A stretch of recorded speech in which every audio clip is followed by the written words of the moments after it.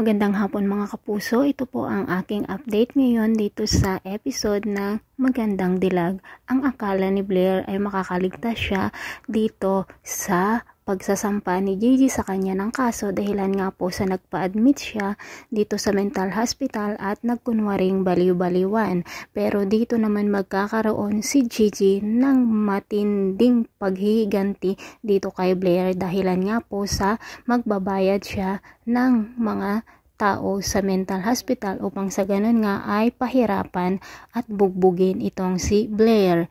At isang araw nga po binisita ni Gigi si Blair upang sa ganun nga ay lalong pahiyain, murahin at lalong ipadama niya ang kanyang paghihiganti dito. Samantala, sinampahan naman ng kaso ni Gigi si Mayor upang sa ganun nga ay pagdusahan niya ang kanyang mga ginawang kasamaan sa kanyang pamilya at pati na rin dito sa kanilang biktima. Ngunit makapag-iisip naman itong si Mayor na ipapapatay itong si Gigi sa kanyang mga tauhan.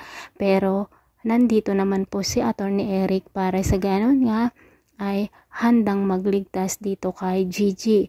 Samantala, dito na nga po nang bisitahin nga ni Gigi si Blair doon sa mental hospital, nagtaka itong babae kung bakit siya bumisita. Ngunit pinuntahan lamang niya itong si Blair upang sa ganun nga ay alamin kung ano na ang kalagayan nito, kung nagsisimula na niyang maranasan ang lahat ng mga ipinaranas nila dito kay Gigi noong dinala nila ito sa mental hospital.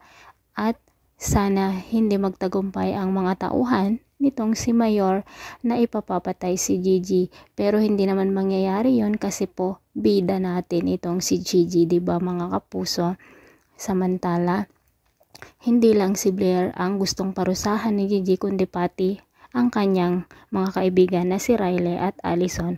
Buong Elite Squad talaga ay gusto niyang parusahan at makikita nga ni Riley ang mga tauhan ni Mayor na kung saan dito ang uutusan niya na papatay kay Gigi.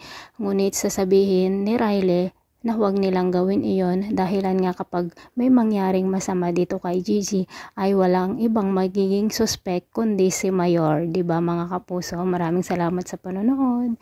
Bye-bye!